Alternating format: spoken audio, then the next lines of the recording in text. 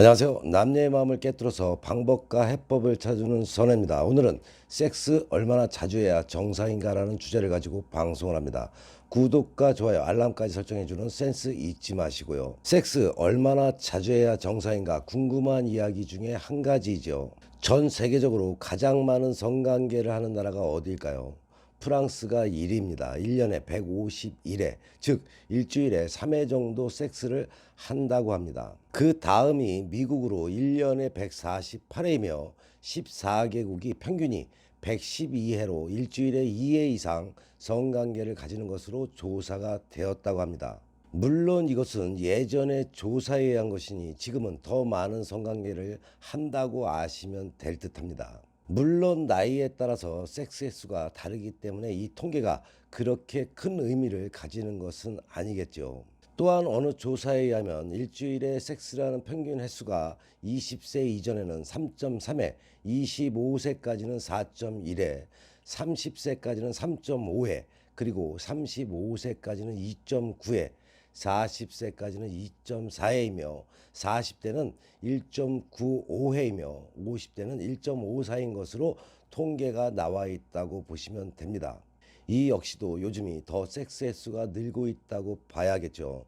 이런 경향은 피임 연구의 개발과 인터넷이나 미디어를 통해서 성적 자극과 성지식에 힘입은 바가 크다고 할 수가 있겠죠. 그렇다면 우리나라 사람들은 어떠할까요? 일주일에 한두 번 하는 것이 평균이라고 보시면 됩니다. 게다가 섹스리스 부부들도 늘고 있다고 봐야겠죠. 물론 섹스는 횟수보다도 질이 중요합니다. 그러나 섹스의 질이 나쁘면 그 횟수도 줄어들게 되겠죠.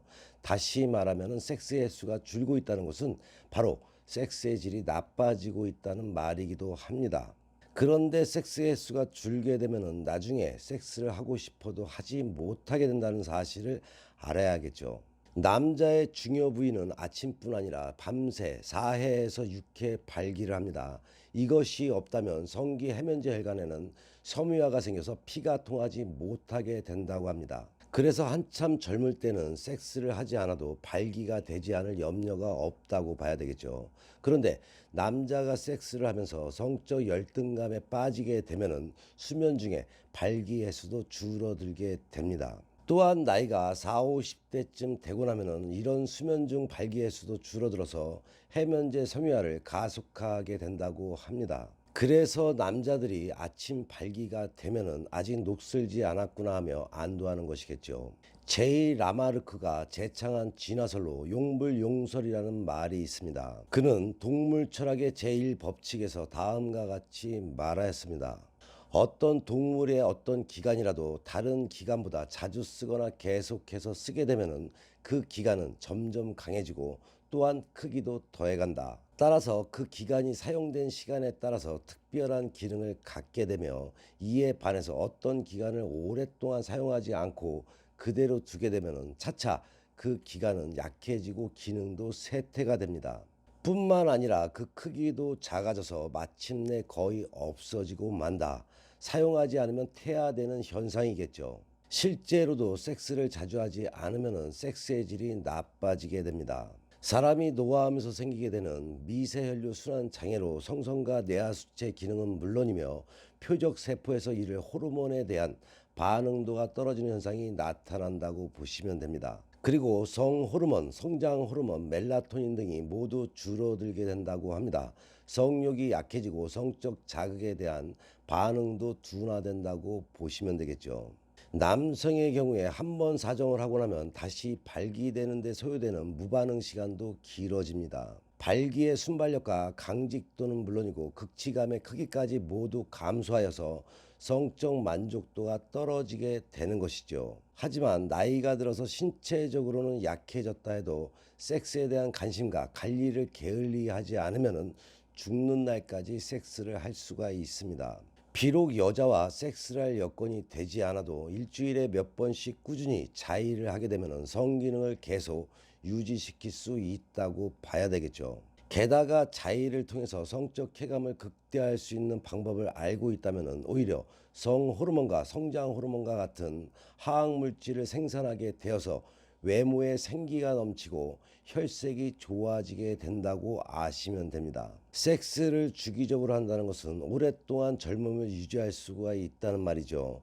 운동선수가 하체 근육을 단련시키고 기술 개발을 위한 눈물겨운 노력이 훌륭한 선수의 바탕을 이루는 것처럼 규칙적인 발기와 성적 쾌감을 경험하는 것이 발기의 기동력과 강직도를 유지하는 원동력이 된다는 것도 아시는 시간이 되시기 바랍니다. 그래서 성적 욕구의 규칙적인 섹스는 필요 충분 조건이라고 말할 수가 있겠죠. 사실 성감이 둔화가 되면 자해하는 것도 쉽지가 않습니다.